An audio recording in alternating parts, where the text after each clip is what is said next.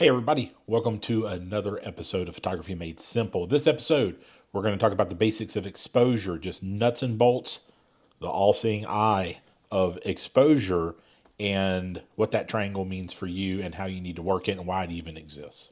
I'm John. I'm a photographer, and I'm also a digital marketer, helping you enjoy photography. Yes, my children, we have come to a place where we must balance. We must balance within the triangle of exposure. But what is this balance? But all joking aside, we actually do need balance. So this is what I refer to as the triangle of exposure. And we have to balance three things in order to make a technically correctly exposed photograph. Now, what that means depends on what it is you're going for. People often ask me, how do I take a good picture? Well, there are so many variables. What do you want your image to look like? Do you want it to be brighter? Do you want it to be darker?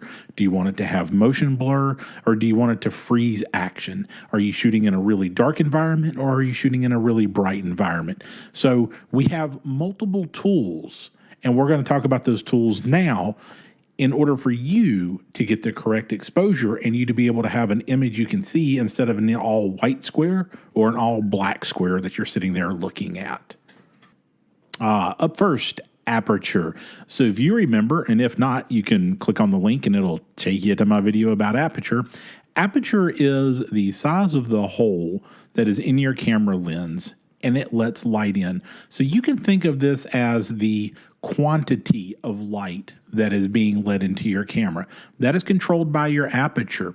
And we'll give some examples of each of these three segments or each of these three controls that you have on your camera coming up. But aperture gives you, well, I'm going to say the greatest creative control, but probably the most noticeable and the one that going from novice to slightly more skilled in photography, it's one of the first things that you learn to utilize to look more professional in your images would be aperture. So that's the first piece of the exposure triangle is aperture, and that is controlled by your lens.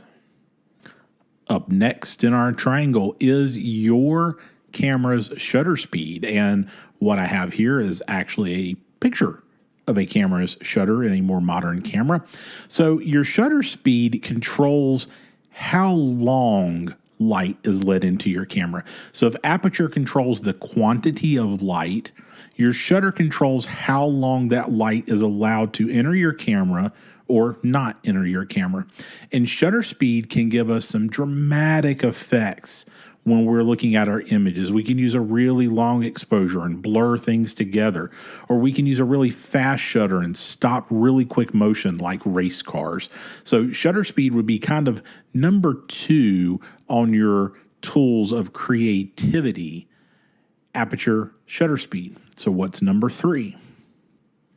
All right, our third and final leg of the triangle is ISO. So this is your camera's sensor's sensitivity to light or the film sensitivity to light. In other words, how reactive is it to the light that is being let in? So you've got aperture controlling the quantity, you've got the shutter controlling how long, and then the ISO is how sensitive the capture surface is to the light that's striking it. You could have a less sensitive sensor setting for really bright days, or you could have a super sensitive camera setting on your sensor or super sensitive film for really dark areas where you need the maximum absorption of light. So these three things together, we have to balance and we have to bring them all together in order to create the image that our mind's eye sees. And we have to play with these in order to get it just right. So we're going to kind of give you another way to look at that. You might want to think about this as sliders. So you can see here in this video, this is an audio mixer, but you can create different sounds, just like you can create different looks by controlling your bass, your mid, and your treble. You can do the same thing with your aperture, your shutter speed, and your ISO. Think of them as sliders. They're not on or off. They're many levels in between. Okay, great, wonderful. But why? why don't we just have one that says make it brighter or make it darker? Well, that would be really simple, and it would make learning photography a lot simpler. But what we need is ways to control the light. And by controlling the light, we're able to create creative images or images that more accurately document what we're wanting to show the world. So we've got to be able to control quantity, timeliness, and sensitivity to light. Just remember, photography is writing with light. So we have to make sure we're using the right tool to write with. So we're going to get into some examples right now of not all inclusive, but I just want to show you kind of back and forth some of the things that you can do with these tools. All right, up first, aperture. Aperture controls your depth of field along with the quantity of light. So what I mean is a really wide aperture, and you can go back and watch the aperture video, will give you a nice soft background. You can see here the image on the left that I shot at a wedding. I focused on the camera while the bride and groom are now subjects to the background. This is what you call an environmental photo. People spend a lot of money to make their wedding look really gorgeous, and they want that documented along with the actual ceremony itself. So in this case, a shallow depth of field was a great way to call out that little detail of those church pew candle holders while still showing the ceremony. And then on the right, kind of same thing. This is an outdoor gazebo with a lot of really hard geometric lines where the couple took their first dance and where they had a lot of fun during the reception. So I wanted to capture that entire geometry of this structure. And if it went blurry, it just wouldn't feel the same. The point of this was the hard lines. It is part of the venue to document this. So here we're going to use, I think this was shot somewhere around f/16. It's bright outside, so that also gives me the ability to control the exposure a little bit more by letting in less light, but it gives me the creative element of having everything in focus. Ooh, shutter speed. This is always one of my fun things to play with. And depending on your perspective of it, you could love it, you can hate it, but it generally does wow people when they see these things. So you could use a slow shutter speed where the shutter stays open a long time. And what it does is it blurs together the light. So here you can see the couple leaving their reception on the left. And those are sparklers, which were just, they're great. They're a great way to leave a wedding in the evening. And I actually used flash here, which I'm not going to get into in order to freeze the couple using a rear curtain sync, but that's not important. The important thing I want you to look at here is how the guests and the sparklers just create these streaks of light to portray the energy of the couple leaving.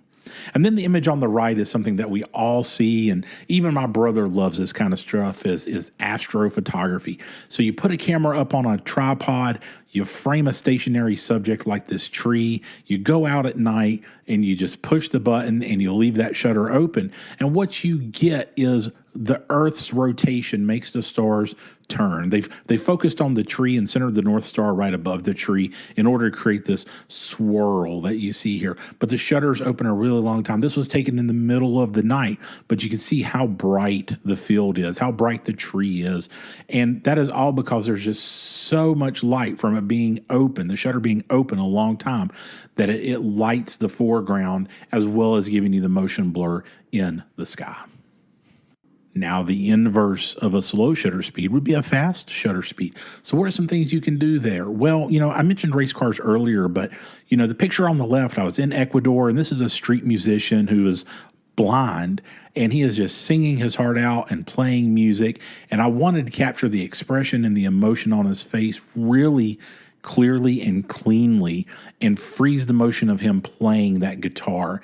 And that's what this did. I don't remember the shutter speed off the top of my head, but I'm going to tell you this was probably at least 1/400th of a second, if not faster. And then on the right, this is a modeling portrait for a model's portfolio, right? She wanted to show her ability to do different things and hold a pose in awkward positions. So actually jumping in the air and being able to pose yourself at a specific point in time, you'll notice her hair is down, which means she did it on the way up and not on the way down where her hair kind of fluffs back up. So she's actually showing off and demonstrating a skill in this photo. And it was important to actually just stop the image so that people can kind of capture the essence of her just modeling while floating in air. So it was really important for her. So this was an example of fast shutter speed and just some of the things that you can do with it. Finally, our last leg of that exposure triangle. So we talk about ISO and we talk about sensor sensitivity or film sensitivity to light. So this again was in Ecuador. It was a great trip. I took just tons of photos. You'll see more of them in other videos. But this was inside of a church. There is no lighting. This church was built in the 1800s. There's very little lighting in there and nothing that was on while we were there. So here you have the candles as you enter. You have some natural light coming in the background through a window, but it was very, very dim. So I actually had to get down and brace myself, but I turned the camera's ISO up in order to actually use the candles to light that wax-filled platform that they're sitting on and still capture the sunlight coming in through the rear and provide some light just generally within these little alcoves. So this is just a function of having a sensitive sensor set up to allow it to capture more light. So high ISO does have some trade-offs, and it's gotten better in the last decade, but the higher you crank the ISO on a camera, the more grain or distortion you're going to get because of the electrical current flowing through it. In film, it is just grainier. The crystalline structures on the film are larger in order to be more sensitive. So there is a trade-off in ISO. Now, some people love that look. Some people don't love that look. It has its place and it has its time.